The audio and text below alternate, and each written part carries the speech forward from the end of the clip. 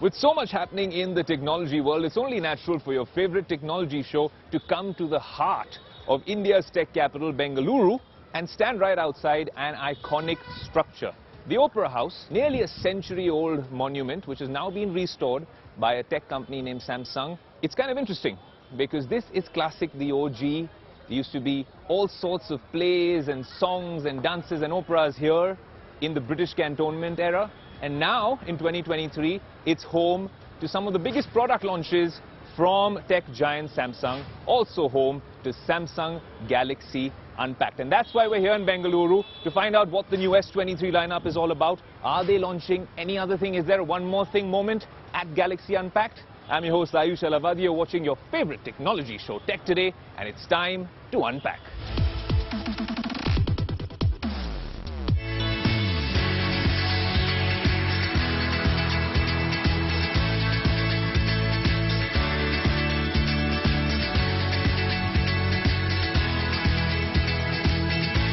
Well, it's that time of the year again, Samsung Galaxy Unpacked. If you're talking about flagships, I think it's all packed in this neat little box which comes with my name on it. So that's a very inviting offer. And of course it says, share the epic. That seems to be the hashtag that they're working with. And much in line with the sustainability theme, the color is well camouflaged, a lot of recycled materials used in this particular device. But most importantly, move over iPhones. If you grip it beside an S22 Ultra, one of the better camera devices of 2022, automatically the grip basis the shape is a lot better. But then this is just 2022, move over to 2023. The color looks great. Of course, it comes with S Pen support, much like the last year, because now we don't have any more Note devices, but we do have this particular device. Now, why should we give all the attention to the Ultra? We also have the S23 and the S23 Plus. Great triple rear camera setups at the back, all set up for us. And boy, oh boy, Christmas has come early on Tech Today. But these obviously come in these standard colors. This one also comes with a Snapdragon 8 Gen 2 customized chipset. Now, what does that mean? It means improved performance, and most importantly, something we haven't seen on other Snapdragon 8 Gen 2 phones happens to be ray tracing, something which was announced in Hawaii when you were tuned in to Tech Today. Ray tracing is coming to the Samsung Galaxy S23 Ultra. And there's also a big focus on gaming with this particular device. Also, it has better cooling tech than before, which means maybe 20 to 22% better battery life. And the camera being a key focus on this device, because that, in the flagship segment, to take on a phone like this, you need an ultra amazing camera. And that's what the S23 Ultra promises, a much improved camera setup.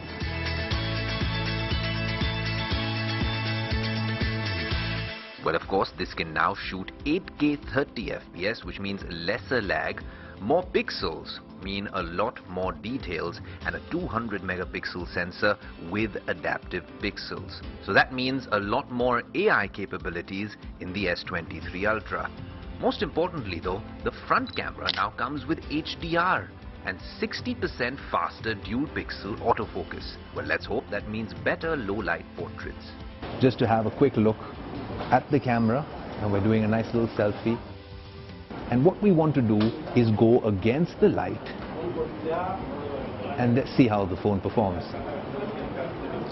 It's done a fairly decent job with its HDR, actually managing to block out all the bright light behind me. And I think there's going to be a lot more extensive testing that we need to do on Tech Today with this device. Well, let's talk pricing. The Samsung Galaxy S23 Ultra starts at 1,25,000 rupees, and the top-end 1TB variant can set you back by nearly 1,55,000 rupees. Samsung's very own Galaxy Z Fold 4 costs about just that much. So the real question is, has Samsung gotten it right with pricing? And of course, let the infighting begin. Of course, a lot of those things that I told you about come across the lineup. So the S23 Plus, the S23, and of course, the latest and greatest iPhone 14 Pro Max competitor, the S23 Ultra, here in the flesh on Tech Today.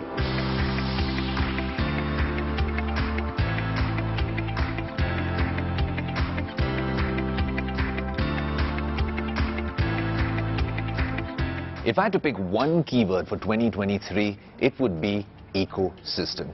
And yes, we're used to the Apple ecosystem of things, and other tech brands are building on it in several ways. But with the plethora and the diverse sort of devices that Samsung has in their ecosystem, let me give you a little bit of a walkthrough in terms of what they've been planning. Here we have the all-new Galaxy Book 3 Ultra, the latest and greatest flagship in the Samsung line. Then the Tab S8 Ultra, brilliant display, fantastic tablet to use. And then, of course, on the IoT side, the S23 Ultra, then the Watch 5 Pro, which we've reviewed on the show, and the Buds 2 Pro.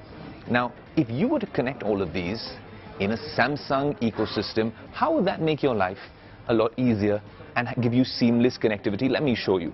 So if you take the S23 Ultra, of course, with the S Pen that comes with it, you could use this as a connected device to your Book 3 Ultra and to the Tab S8 Ultra as well. If you want to use the Watch 5 Pro and you want to put up maybe a presentation in office, you could use this remotely as a pointer as well. And then, of course, with the Buds 2 Pro, much like the AirPods now, you can connect to all these devices. And then, like handoff, it will be connected whenever you use this. You could be watching content over here, then attend your Zoom calls over here, and then listen to music over there. What you need to do is make sure that it's connected to the same Wi-Fi network. Samsung Pass makes it happen, a lot like iCloud. I'll give you a little bit of a demo. If you go to the S8 Ultra, swipe down right here, go on the options and select second screen. Right, what do you want it for? Well, if you want for drawing, video, playback, these are things you can mention, but more importantly, you head to the Book 3 Ultra, and then this is the device we want to connect to. In a matter of seconds, just like that, the two are connected. Now, if you open something over here, and you realize that you need a little bit more screen real estate, seamlessly, you can transfer right there. Even if you open something like a Notes app, and you're typing something, hit copy over here, hit paste over there. This is what makes the ecosystem on the iPhone and the iPad so alluring, so appealing. If you can do that now with the Samsung Galaxy ecosystem of things, it could be a game changer. So much talk of ChatGPT over the past couple of weeks. Questions about whether it will take away your job, will it replace Google? Look, those are big questions, and for good answers, what I need is a cup of coffee. And to find one of the best places for coffee in Bengaluru, I didn't use ChatGPT. I used good old-fashioned Google, and it's brought me here to IDC. So there's a bunch of questions that you want answers for, and then I have some questions of my own, but all of that will happen inside this coffee shop. Okay, so I have good news and good news. The good news is that I found one of the best cups of coffee here in Bengaluru. And the other good news is the fact that I'm using ChatGPT, and it might replace Google, but it's not going to take away my job on Tech Today anytime soon. That's because I asked it to write the script for the next episode of Tech Today. I've gotten all sorts of weird responses, but we don't script the show. So that's the good news here for ChatGPT. But more importantly, can it replace Google? That's what we want to find out. Here's a Tech Today special.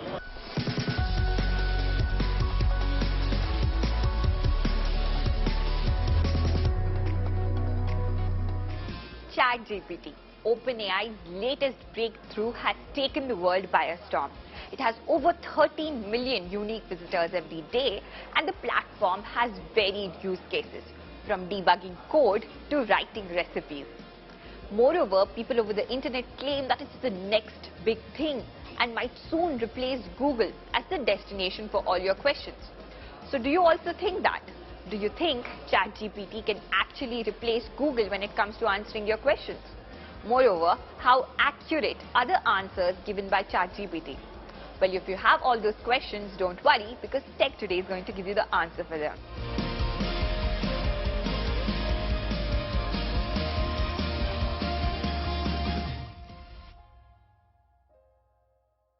We asked ChatGPT as well as Google that I have 102 temperature, what do I do?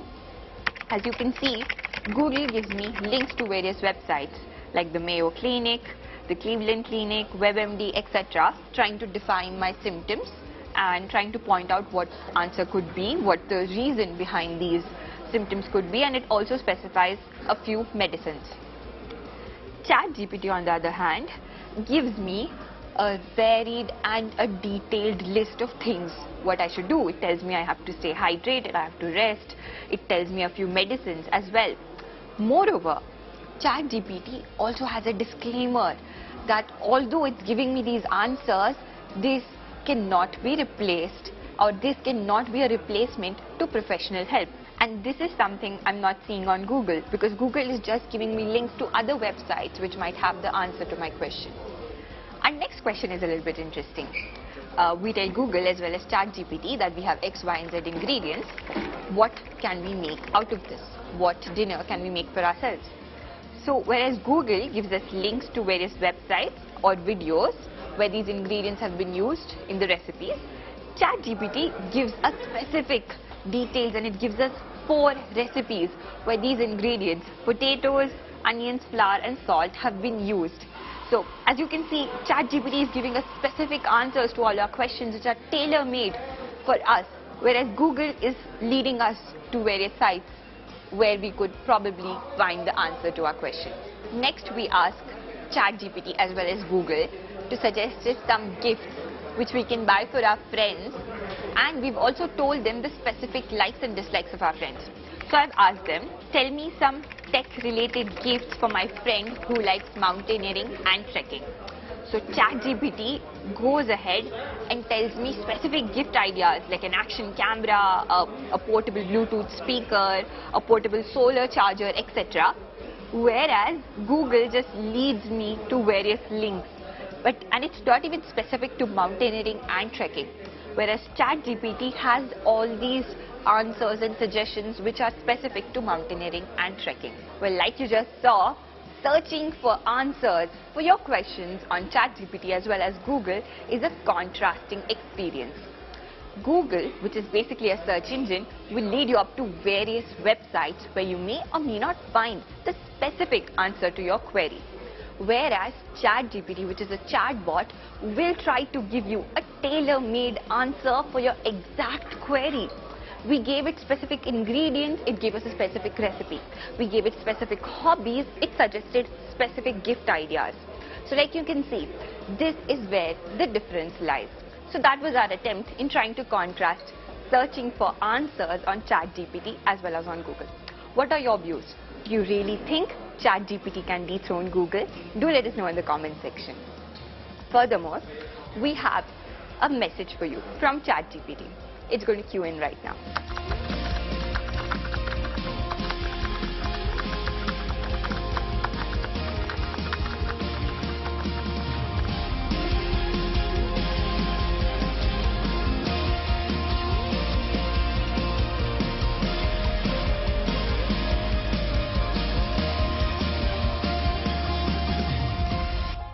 Let's start this segment with a little bit of a pop quiz for you. I'm shooting on camera A and now I have turned to camera B.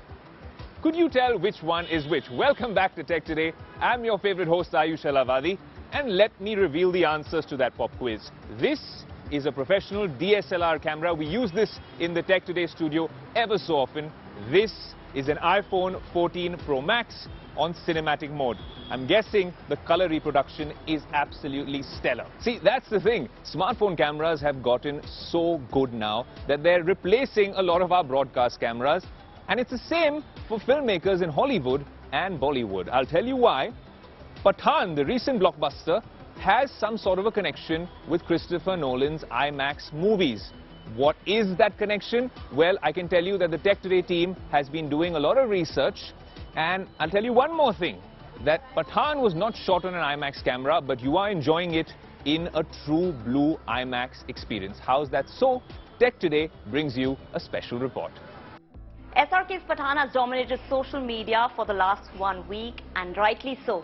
The film has shattered several box office records and even registered the biggest one-week haul in Bollywood history. The film is also now the fastest Bollywood movie to enter the 300 crore club. While this spy thriller takes you around the world in 146 minutes, did you know that most of the movie was shot in Mumbai? Well, let's break this down for you in Tech Today style.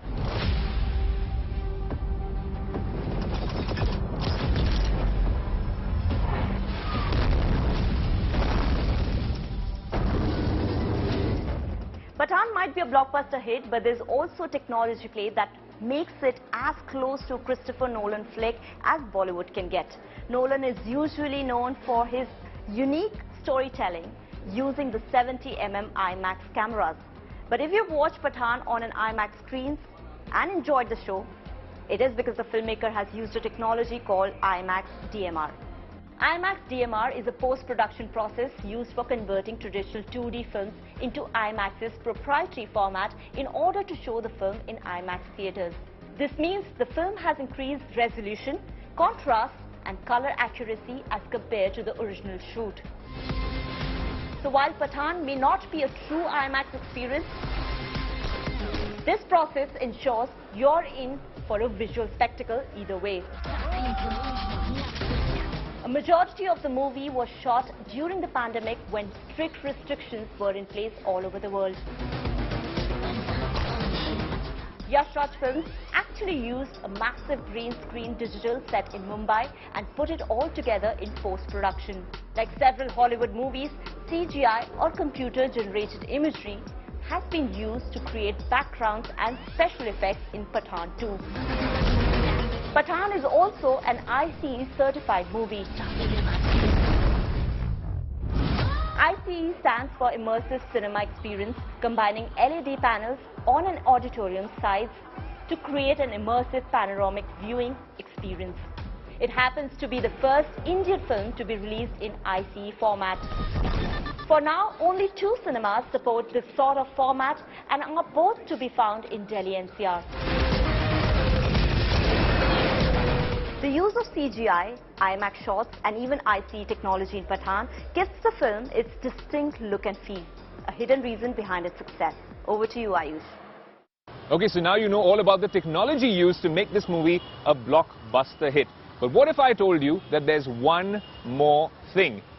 Big confession before we proceed with the show. I haven't been to a cinema hall to watch a movie since early 2020 for obvious reasons. But are you like me, the minority, or the majority who ended up in the cinema halls watching this film and making it an absolute blockbuster success? Well, that's the question I want to pose to you, the Tech Today community. So here, let's find out whether you chose to watch this film or watch films like this in the cinema hall, or you'd prefer to wait it out and wait for it to come on an Amazon or a Netflix or what have you. Well, let's find out.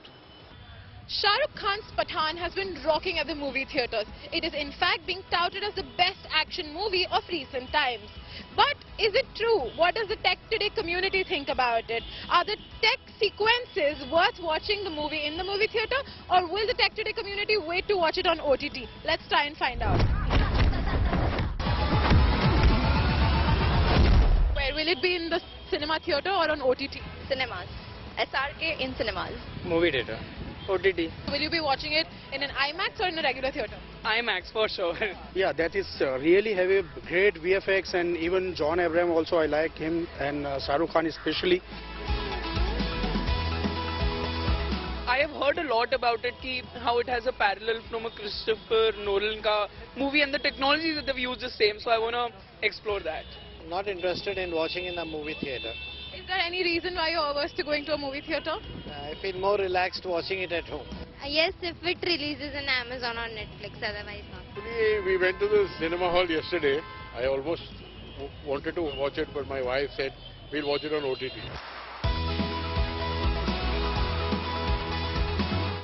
Be it Bombay or Bangalore, Pathaan or Tech Today, one thing we can promise you is this is always going to be a blockbuster, action-packed episode. We hope you've enjoyed our unpacked coverage and our little tryst with ChatGPT. Do let us know in the comment section below. Also, do write into us on our social media handles. Until next week, this is your host Ayush Alavadi saying we've enjoyed putting this episode together for you from our Namma Bengaluru moment here in the heart of the city. Now I want to go and enjoy it a little bit more. So until next week, adios.